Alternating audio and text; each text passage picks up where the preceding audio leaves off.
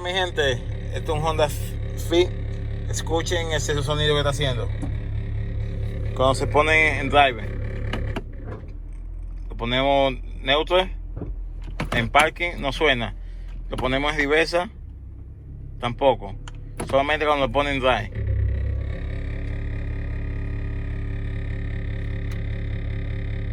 Cuando lo ponemos en la D.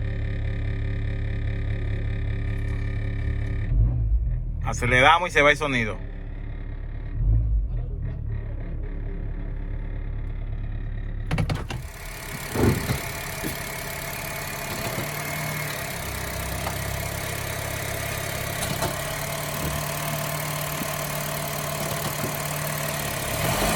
No, aquí en el frente suena un poquito, no mucho, pero todavía el sonido está allá adentro. Vamos a ver por debajo del carro.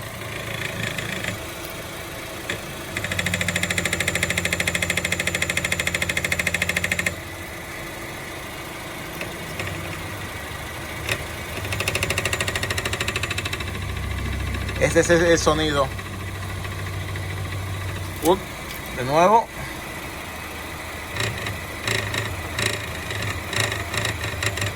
Entonces esto es una reparación absolutamente gratis, sin gastar un pesito, como decimos nosotros. Solamente necesitamos quitar esto de aquí, quitarlo.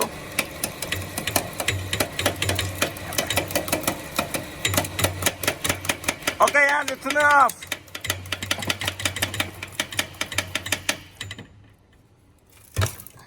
Ya quitamos acá.